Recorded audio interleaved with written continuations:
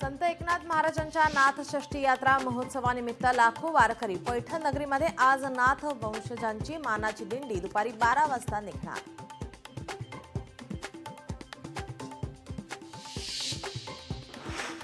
अमरावतीच्या दर्यापूरमध्ये अवैध वृक्षतोड करून कोळसा व्यवसाय, लघु प्रकल्पाजवळील धक्कादायक प्रकार, झाडे झुडपे तोडण्याच्या नावावर मोठ्या झाडांची वृक्षतोड।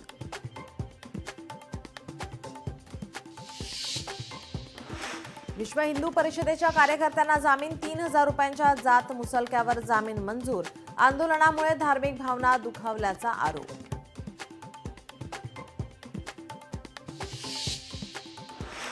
फहीम खानचा नवा व्हिडिओ व्हायरल, पोलीस प्रशासनाविरोधात घोषणाबाजी करतानाचा व्हिडिओ समोर।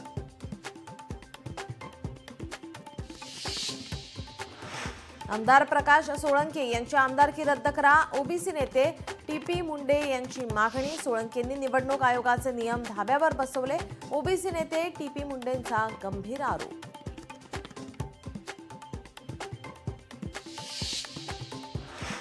जायकवाडीच्या कालव्यातून परभणीत पाणी पोहोचणार, ठाकरेंच्या शिवसेनेने पाण्यासाठी केलं होतं आंदोलन। जायकवाडीतून 1100 क्युसेकने पाणी उपलब्ध होणार।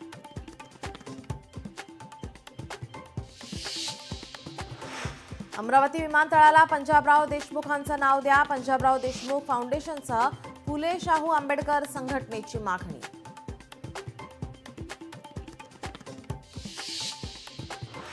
माथेरान पुन्हा पर्यटकांसाठी खुले, संघर्ष समितीने पुकारलेला बंद मागे, आमदार महेंद्र थोरवे यांची यशस्वी मध्यस्थीने बंद मागे।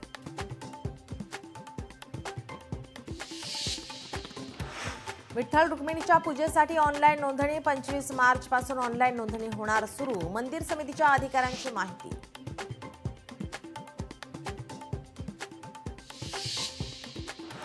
छत्रपती संभाजीनगर परिमंडळात 17,000 स्मार्ट मीटर, जानेवारीपासून मीटर बदलण्याचं काम सुरू, मुख्य अभियंत्यांच्या घरीही स्मार्ट मीटरचा वापर।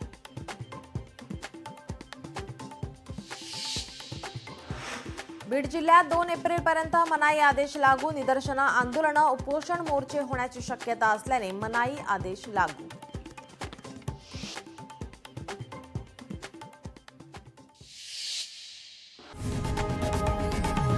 लोकशाही मराठी ऐका, पहा, जागरूक रहा।